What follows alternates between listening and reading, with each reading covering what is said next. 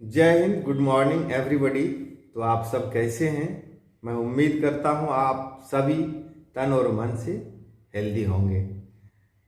साथियों, आप सभी को वर्दी की इच्छा है, आप सभी दारोगा बनने की इच्छा रखते हैं। तो इन इच्छाओं के साथ साथ आपको कुछ चीज़ें जान लेनी चाहिए, जिसमें मूल बात है कि आप किसी भी सब्जेक्ट से ग्रेजुएट हों, आपकी उम्र न्यूनतम 20 वर्ष हो गया हो और आप सामान्य कोटि से या ओबीसी से हैं तो आपकी हाइट 165 सेंटीमीटर होनी चाहिए। आप ईबीसी या एससी एसटी हैं तो आपकी हाइट 160 सेंटीमीटर होनी चाहिए। और आप किसी भी कैटेगरी से फीमेल हैं तो आपकी हाइट 155 सेंटीमीटर होनी चाहिए। और महिलाओं के लिए न्यूनतम वजन 48 केजी होनी चाहिए। पुरुषों पर यह लागू नहीं होता है। इसके साथ आप का तन मन स्वस्थ होना चाहिए। इसमें 3 एग्ज़ाम होते हैं, पीटी, मेंस और फिजिकल। पीटी 100 अंकों का जीके जीएस होता है, जिसमें 75 प्लस जीके जीएस रहते हैं, 5-10 मैथ रहते हैं और करंट अफेयर्स होते हैं कुछ। मेंस में भी कमोबेश यही रहता है। इसमें कुछ करंट अफेयर्स 15 के आसपास हो जाते हैं, बाकी 2-4 मैथ होते हैं और 75% जीके जीएस होता है। उसके बाद फिजिकल होता है। फिजिकल में पुरुषों के लिए 6.5 मिनट में 1.6 किलोमीटर का दौड़ पूरा करना होता है, जबकि फीमेल के लिए 1000 मीटर 6 मिनट में दौड़ना होता है। पुरुषों के लिए हाई जंप 4 फीट करने होते हैं, जबकि महिलाओं के लिए 3 फीट निर्धारित है। लॉन्ग जंप पुरुषों के लिए 12 फीट है, महिलाओं के लिए 9 फीट है। गोला फेंक पुरुषों के लिए 16 पाउंड का गोला 12 फुट फेंकना होता है और महिलाओं के लिए 10 पाउंड का गोला फेंकना होता है।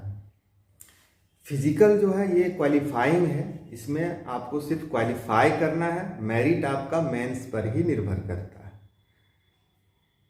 तो मेंस फिजिकल हो जाने के बाद आपका मेडिकल है, पुलिस वेरिफिकेशन है और डॉक्यूमेंट्स वेरिफिकेशन है। इन सब में आप पास कर जाने के बाद आपका फाइनली मेरिट बनता है और आप एक दारोगा बन जाते हैं।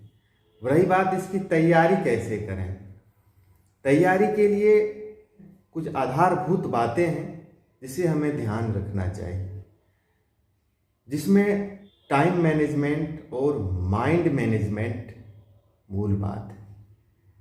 टाइम मैनेजमेंट का मतलब है आपको सफ़र में अनुशासित रहना है। कछुआ और खरगोश की कहानी आप जानते हैं। सफ़र में कछुआ अनुशासित रहा, वो लगातार चलता रहा, चाहे गति आपकी समान ही क्यों ना हो, तो आप मंजिल तक पहुंच जाएंगे। जबकि खरगोश काफ़ी टैलेंटेड था दौड़ में, लेकिन उसने अनुशासन को नज़रअंदाज किया, रास्ते में ही सो गया, तो वो फिर मंजिल तक नहीं पहुंच पाया। उसी तरह आपको अपनी सफ़र को कंटिन्यू रखना है, जारी रखना है, कभी सोना नहीं है, रुकना नहीं है। आपकी गति चाहे समान ही क्यों ना हो, लेकिन चलते रहना है। आपको लोभ, मोह, काम, क्रोध इन चीज़ों से दूर रहना है, विनम्र रहना है, जीव के तरह मुलायम रहना है, जो जन्म के साथ आता है और अपने मुलायम रहने के कारण मृत्यु के साथ जाता है, जबकि दांत बाद में आता है और कठोरता की वजह से ये पहले ही चला जाता है। तो आप विनम्रता और मुलायम होने का मतलब समझ सकते हैं जीवन में कितना महत्व रखता है। आप में आत्मनियंत्रण की भरपूर क्षमता होनी चाहिए, सेल्फ कंट्रोल होनी चाहिए।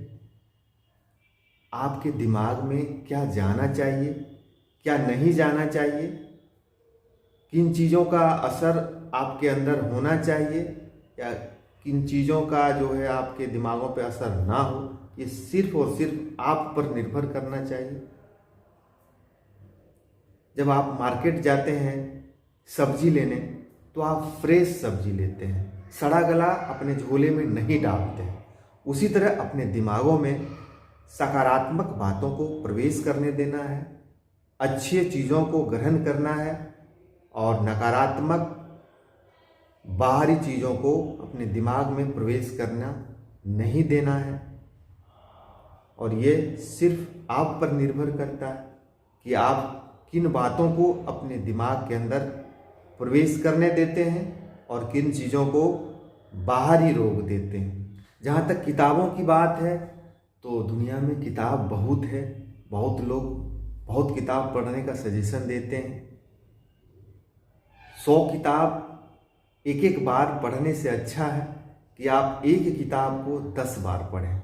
दारोगा की तैयारी के लिए आपको कम से कम लुसेंट, क्राउन और घटना चक्र पढ़ना चाहिए और इन 3 किताबों को आप एक से अधिक बार पढ़ लें, आपकी तैयारी बहुत बेहतर हो सकती है। लोग 10 किताबों को एक एक बार पढ़ते हैं, जबकि मेरा मानना है कि आप लुसेंट और क्राउन को 10-10 बार पढ़िए, क्योंकि ये जीके जीएस बेस्ड एग्ज़ाम होता है और प्रीवियस ईयर क्वेश्चन बैंक को बनाइए। इससे आपको यह समझ में आ जाएगा कि इस एग्ज़ाम में क्या क्या पूछा जाता है। और रही वैकेंसीज़ की बात, तो वर्तमान आंकड़ा कहता है बिहार में भी 8,000 प्लस दारोगा की वैकेंसीज़ हैं, लेकिन यह एक साथ एक बार में नहीं हो सकता है।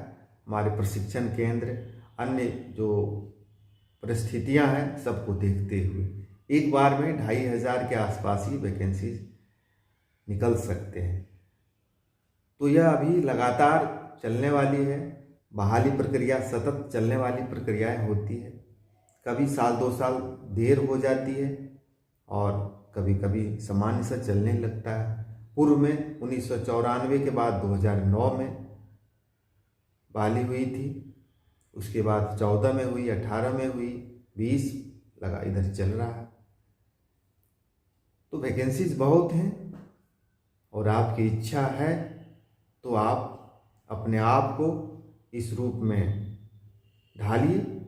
विपरीत परिस्थितियां सबके साथ आती है। कभी वैकेंसीज विलंब से आते हैं, कभी जल्दी आ जाते हैं। तो इससे आपको घबराना नहीं है, आपको धैर्य रखना होगा। आप समझ सकते हैं वर्ष 2004 में विज्ञप्ति जारी हुई थी, उसके बाद 2 बार फिजिकल हुआ था और वर्ष 2009 में जाके अंतिम रूप से प्रक्रिया पूरी हुई थी। और कुछ ऐसे अभ्यर्थी हैं जो 2009 में कम्पीट नहीं कर पाए, वह 2018 में कम्पीट किए। तो यहाँ उनके आत्मविश्वास और धैर्य ही काम आया। तो आपको अपना धैर्य बनाए रखना है और अपने स्टडी उस कछुए की तरह लगातार जारी रखना है। खरगोश की तरह सो नहीं जाना है। बस यही फंडा है। आप इन रास्तों पे चलते हैं तो आप कल के दारोगा हो सकते हैं। इस संबंध में आपके मन में कोई सवाल आता हो तो कमेंट सेक्शन में जाकर आप हमें बताएं। मैं कोशिश करूँगा आपके सवालों का जवाब देने का, सॉल्व करने का। तब तक आप अपना एवं अपनों का खूब ख्याल रखेंगे, खुश रहेंगे। दुखी रहते हुए कोई आगे नहीं बढ़ा है। आपको सुख में दुख में खुश रहना ही है। यदि आप जीवन में आगे बढ़ना चाहते हैं, आप जीवन में कुछ करना चाहते हैं, जीवन का यही फंडा है। आप भगवान राम से सीख सकते हैं। जब उन्हें राजगद्दी मिलना था और अगले ही पल उन्हें 14 वर्ष का वनवास मिल गया और वह बिना दुखी हुए धैर्य के साथ वनवास चले गए।